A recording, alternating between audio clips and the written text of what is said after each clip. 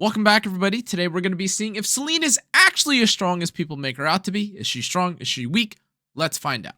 So first and foremost, if you aren't familiar, this is Celine. And if we, again, just want to take a look at her kit really quickly, all you really have to know about Celine is that her skill 3 does a load of damage. It gives her a barrier. It gives her evasion. It also ignores damage sharing effects, which is really nice. The S2 that was recently changed, and I can't really go over every single change because technically speaking, Celine has gotten not only changes with the new buff, but also they kind of changed what she was going to do, and then her EE kind of changed things around. Long story short, what her S2 now does is it not only gives you 10 souls when it activates, it also increases by 30% as opposed to 20, which it formerly was.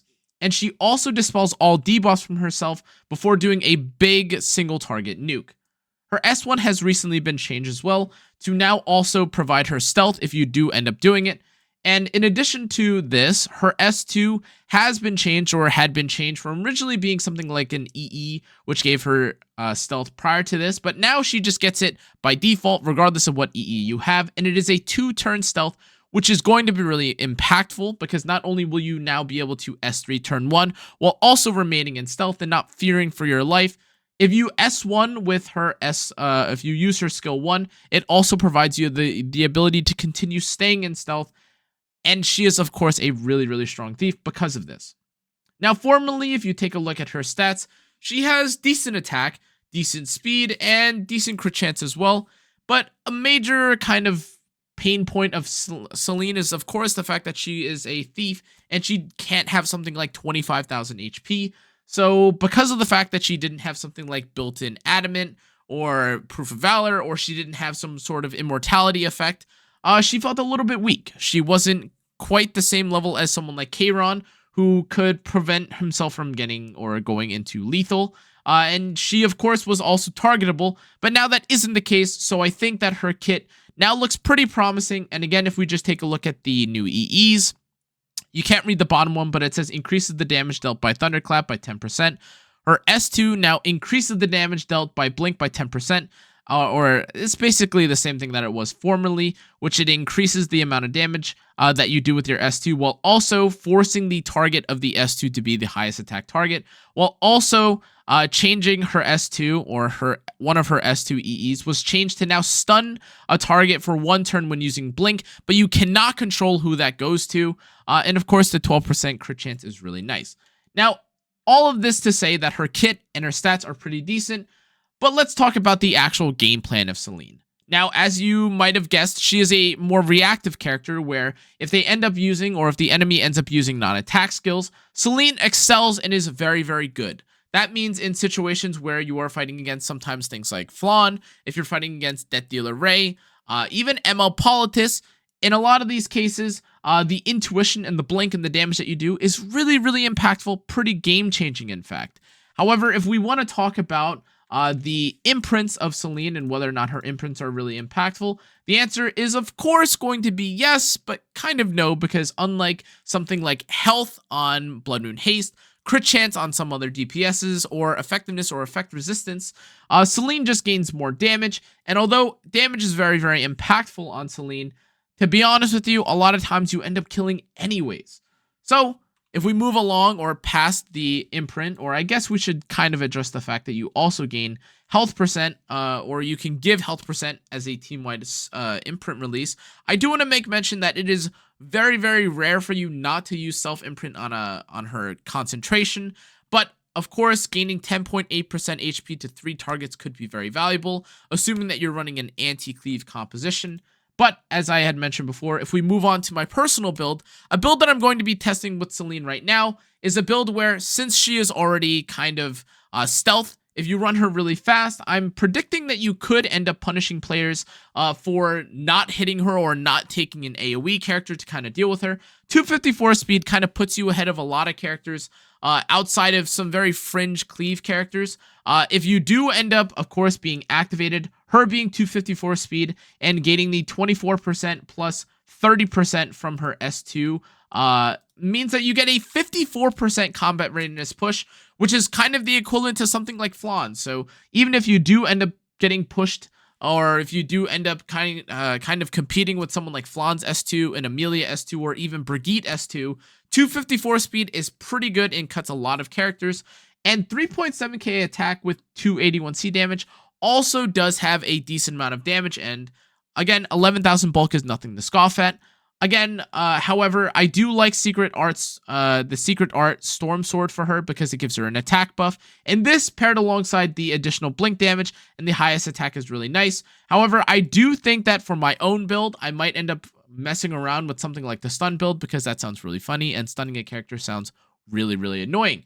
However, I think in terms of builds, I don't think you need to have this level or this speed on Celine. If you do want to run something slower, that also works, and that is likely going to be what I end up running outside of this 254 build if it doesn't work.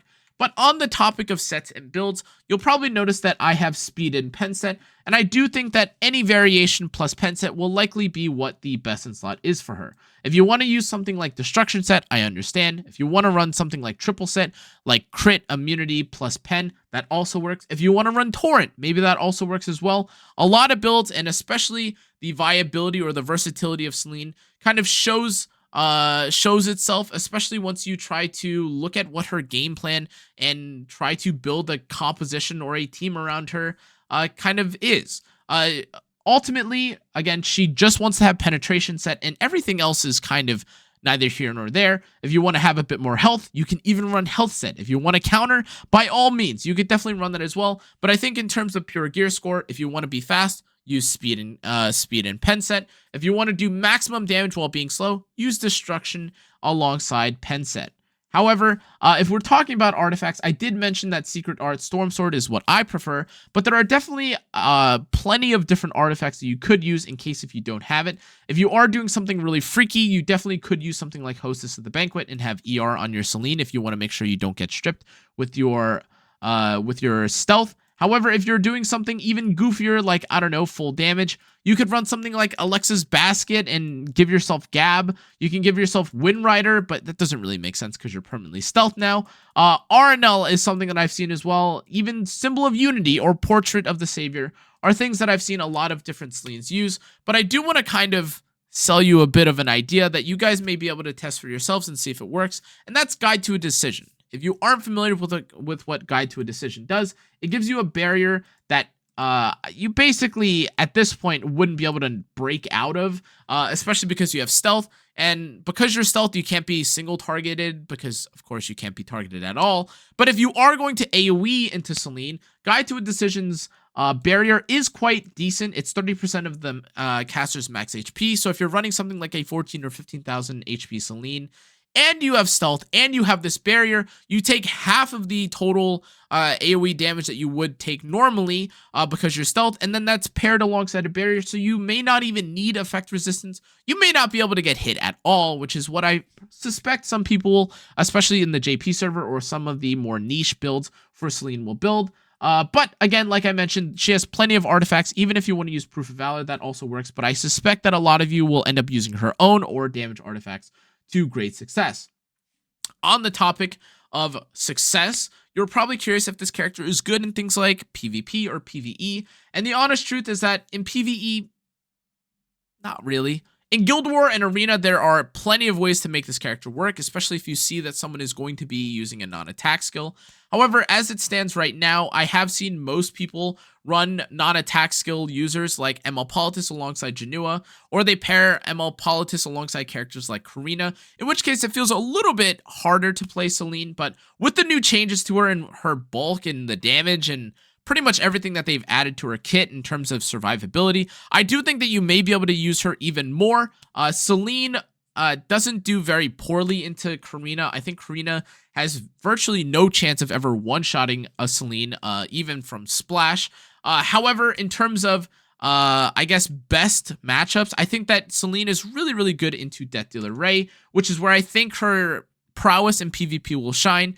Alternatively, if you do end up fighting someone that uses someone like Ashamancer or Elena, Celine also does quite well in those cases as well.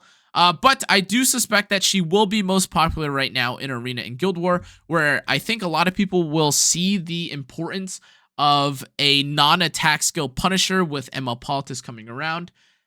That being said, though, PvE, I don't suspect to be really being including, I should say, Celine, because why would you use this character over someone like Sid or any of the other one-shotters like Biken? That being said, however, we should also talk about the synergies and the counters that she has, because although she doesn't quite synergize with anyone and she's more of a 4th or 5th pick that can punish non-attack skill users, on the counter end, I do think that the #1 counter to Celine is going to be Knockwall.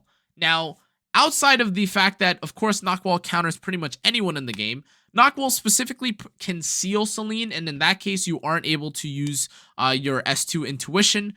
But another character I think that has a really good matchup into Celine is actually Faithless Lidica. Faithless Lidica, although she can kind of be countered against Celine if you pair Celine with someone with Abyssal Eupheme, because then Faithless Lidica can't use her S2.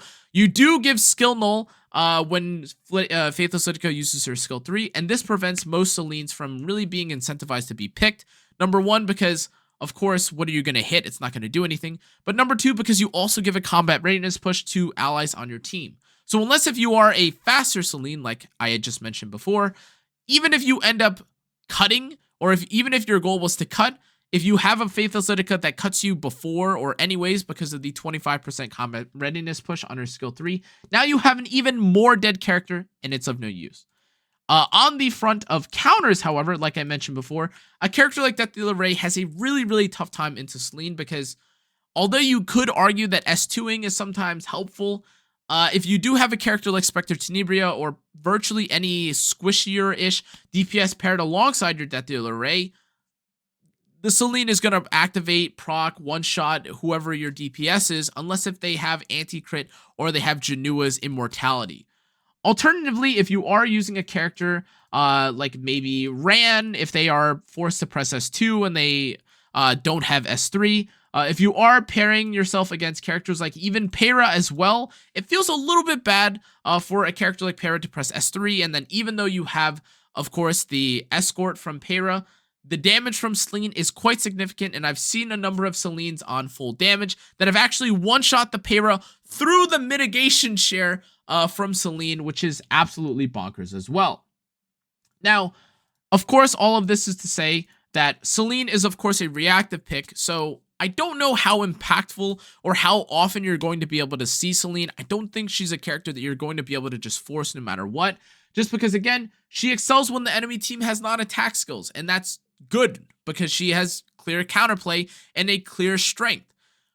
But of course, the question then has to be asked, is she a must pull? And the answer is, because she's an RGB, no.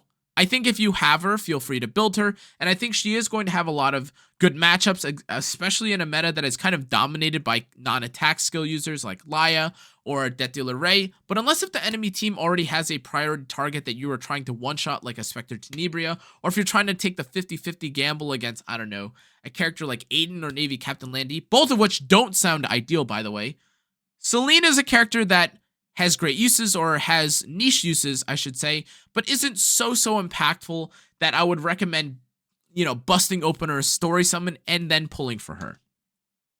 Now, I do want to also mention that, similar to my Blood Moon Haste guide, I do also have a number of characters or a guide for her, or a fight that I do want to showcase off for Celine to show the strengths and weaknesses of her.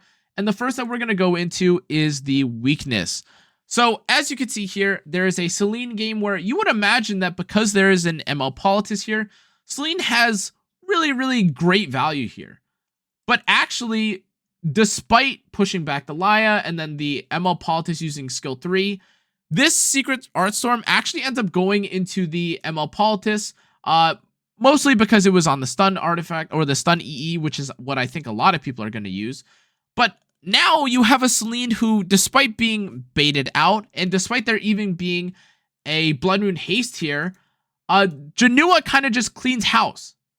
The Celine actually ends up getting one shot here, and although you could argue that, oh, well, now you activate the Blood Moon Haste, Politis is also here to apply the unbuffable, and even with some of the effect resistance, and even with the barrier being applied to the Albedo, because Janua is not kept in check here, the Celine has no value whatsoever, which is why I was basically what I suspect to be Janua's biggest, or Celine's biggest weakness right now, which is going to be the fact that she has to compete against her element disadvantageous opponent, which is Janua, who is also one of the most popular characters in the game.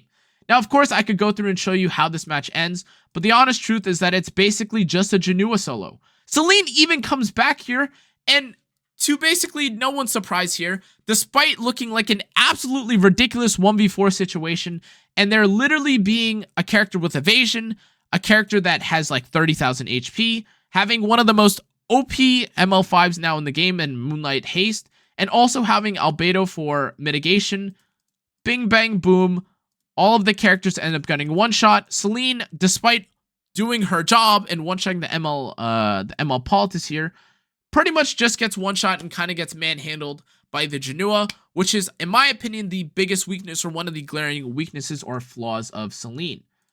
However, if we're talking about strengths of Celine, I do also want to mention that there, of course, are going to be scenarios where Celine is strong. In this game, there is, of course, ML Haste, there is Janua, which you could probably tell is going to be a trend of why or how or who you would pair with Celine to make things successful. But the para here actually is kind of stumped.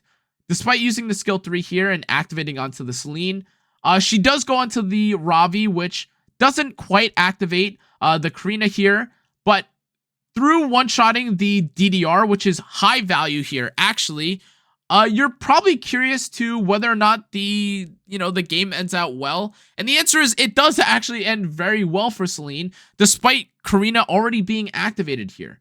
Janua ends up getting hit, and although he doesn't actually have access to his Wild Captain buff or the Rage buff here, Celine kind of just one-shots and deals with the team very efficiently. They got rid of the Death Dealer Ray. There's virtually no crowd control here to handle the rest of the team.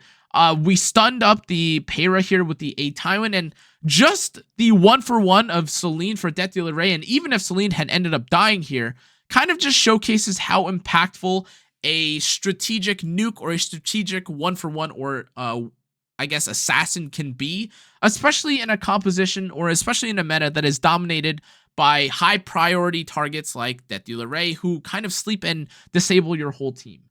Now, again, to be clear, you even see the Ravi here, who I'd argue is one of the stronger characters of the patch as well, who can or should be able to control the enemy team, but just because of, again, the lack of Death Dealer Ray to kind of stack debuffs onto the A Tywin and kind of force the debuffs onto the team, the Ravi ends up doing nothing. She doesn't end up hitting the Celine, of course, because she has blind or because she is evaded or she evades. And even when you have the Janua here actually get one shot, the Bloodwind Haste is tanky enough. And then, although you could maybe argue from this position that Karina is in an excellent spot to kind of 1v3 alongside Ravi, and you've also got the escort from the Para, actually the the Haste takes the turn, and Haste just pretty much one-shots or has the ability to one-shot the Karina, and the game is over from there. Of course, this game ended a bit prematurely, but you can see the writing is on the wall. There's barriers. The Celine hasn't been activated. The Para is effectively weak here, doesn't do anything. A Town can use his S3 again. Bloodwind Haste's S1 will probably finish off the Fire Ravi. And all of this is kind of off of the back that this right side team was pretty reliant on Death Dealer Ray controlling and sleeping the entire team. But the second that Celine got the one shot on him, it was over for it. It was basically over from there. In any case, though, guys, long story short, I think that Celine is quite strong. I think that she has a number of strong matchups right now, especially in the meta. If she has the ability to assassinate a high damage target, I think no matter what, if there's a non-attack target, she is strong. However, even against Death Dealer Ray, I think that she can not only cut above the Death Dealer Ray, but also cleanse from his debuffs and also just one-shot him. And if that's enough to save your team, again, like you saw in that second match here, I think that Celine's a pretty good pick. It's really hard to hit her because she has not only stealth now, but she also has barrier and stealth from S3, which she already had. But the damage and, again, just the fact that she continues to stay in stealth with her S1, I think makes her really strong. If you pair her alongside some of the new meta characters as well, whether that's Janua or ML Haste, I think she becomes even stronger. But, again, I do think that she's a reactive pick. So at the end of it all, I think that she's probably a 6.5 out of 10 character. just because it's not like you're going to be picking her on 3-4, but she is likely going to be a 4-spin and on 4-5. In any case, though, guys, thank you again for watching. So, I mean, I am appreciating all your guys' views, your comments, your support on the second channel. Thank you again. If you'd like to see anything or me cover something, feel free to let me know in the comment section below. Other than that, though, make sure to like, turn on the notification bell, and subscribe. Thanks again for watching. I will have the infographic for Celine out soon. I'm going to be posting literally every single character, every single balance patch character right now, with maybe a 2 to 3 hour break in between so you guys can kind of digest and see things. But in any case, thank you again for watching. Hope you guys enjoyed. If you did, make sure to like, comment. I already said this. You guys know what to do. In any case, I'll see you on the next one. Good night.